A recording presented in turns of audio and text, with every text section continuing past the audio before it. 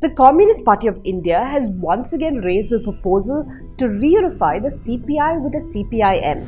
CPI General Secretary S. Sudhakar Reddy recently said that the reunification could help unite democratic forces.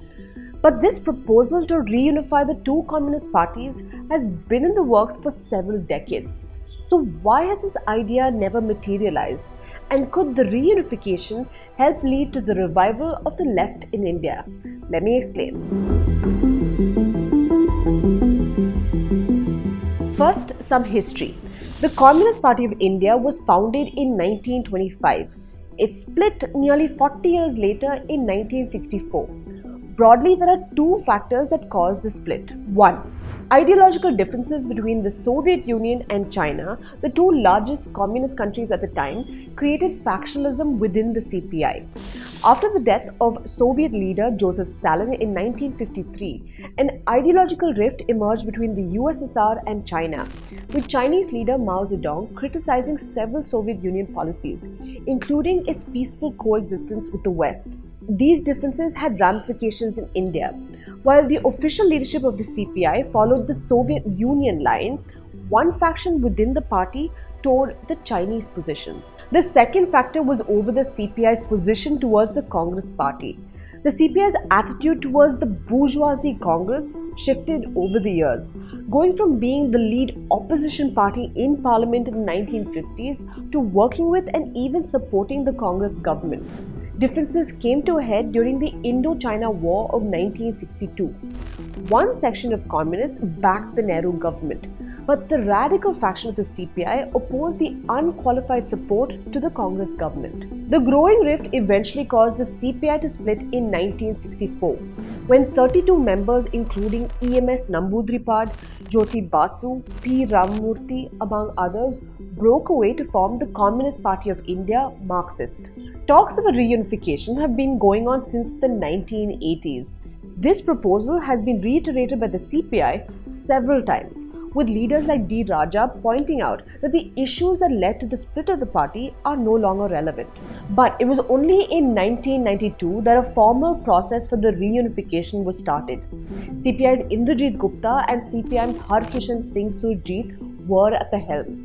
They decided that the two parties would work closely together. They also ordered that state-level coordination committees with members from both parties be formed. But years later, little has come of these coordination committees. Now, decades later, the proposal to join forces has been revived once again. CPI General Secretary S. Sudhakar Reddy told me that the unification has been proposed keeping in mind the present political circumstances. The CPI and the CPI together have 5 MPs in the Lok Sabha. The left front has gone from ruling 3 states, West Bengal, Tripura and Kerala, just over a decade ago to being in power in just 1. The Communist Party of India is facing an existential crisis, and the CPI has realized that its main threat is right-wing communal forces. Sudhakar Reddy said a stronger and bigger communist movement will help unite democratic and secular forces against the BJP and the right wing. He says what the CPI is proposing is not a merger, where one party joins another. A reunification will entail both parties coming together. He says the proposal is an appeal and one that they're asking the CPIM to think over. So, is the CPM on board? Not really. Sitaram Yechury, the General Secretary of the CPM, has in the past said he was hopeful of a reunification. In 2011, he proposed a bottoms-up approach, suggesting that one way would be to unify the various mass organizations and activities at the lower level. This would then percolate up. While he expressed hope of the two parties being reunified, he provided no clear time frame. Sources say that the reason the reunification has not materialized until now is because of the CPIM's reluctance. Sources in both parties admit that the primary issue remains ideological differences. Former Kerala Chief Minister V.S. Achyutanandan had in 2019 told my colleague Sarita Balan that the split happened because of differences on the organizational program and on ideological positions on issues such as anti-imperialism, on the agricultural revolution, and on the assessment of the nature of the Indian bourgeoisie.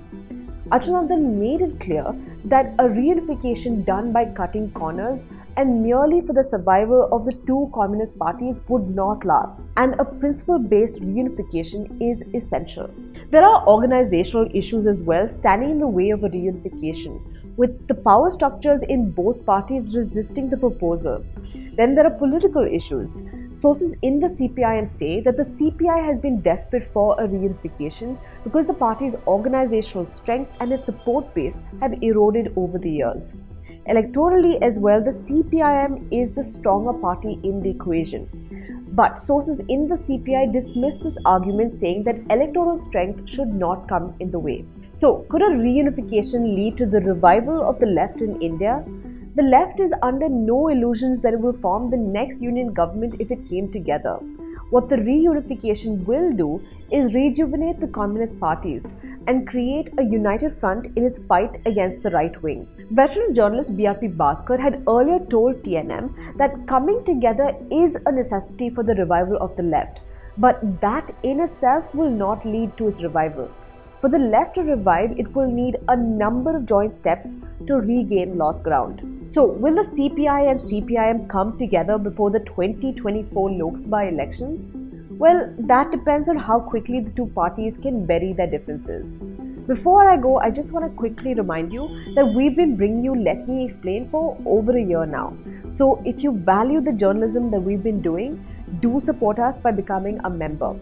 Also, subscribe to our YouTube channel. And as always, if you like this video, hit the like button and share this video with your friends.